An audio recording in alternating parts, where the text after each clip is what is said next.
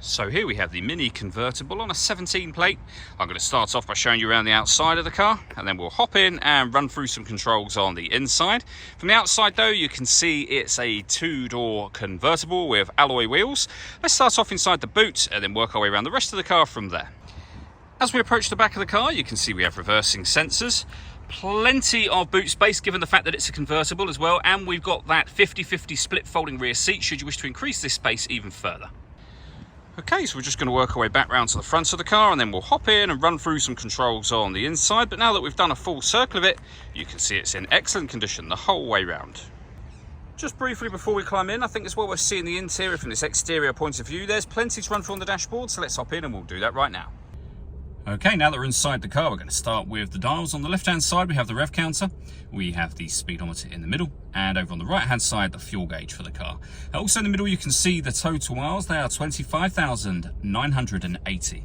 You can change information displayed above that by using a button on the end of the indicator stalk for various bits of trip computer and fuel economy information, including the digital readout for the speedometer that you see being displayed there now.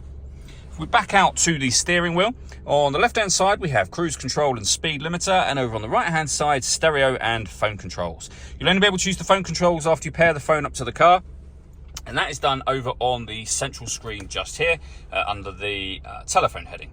The movement you see me making on the screen is being done using this dial and the collection of buttons that surround it. So you can rotate the dial, for example, to telephone, push the dial down, you're now in that menu, and as you can see, you can pair your Bluetooth device from there.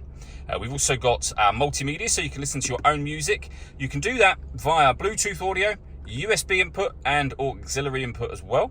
And of course, we've got the radio, as you'll see, FM, AM, and DAB radio. If I pop the car into reverse, on top of the parking sensors, we've also got a full color reversing camera.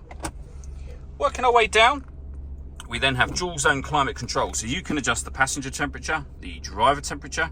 You can increase or decrease the fan speed and determine what direction you'd like the air to be distributed in down here. Once you're happy with those settings, your air conditioning's on at the minute, so that's off. Back on again, or hit auto. The car will now take control of the fan speed and the direction of the air to maintain the temperatures you've asked for. You can hear and see that it's done that. If you press auto again, you go back to whatever setting you had it on previously. Underneath that, we can turn off the traction control, start and stop the engine, and turn off the stop and start. So this car is designed that it will cut out when it's stationary in traffic to save you fuel. The system's off when the orange light shows. We have a 12-volt charging socket, auxiliary, and USB inputs as well. Then the gear lever for the fully automatic gearbox. And lastly, this button just here, which will enable you to put the vehicle into sport mode, mid mode, which is your everyday driving, and green mode as well.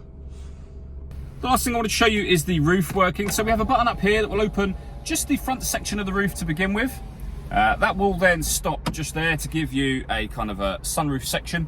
If you go back to the button again, the windows will go down, the roof operation will begin, and as you can see, very, very quick, and that's that.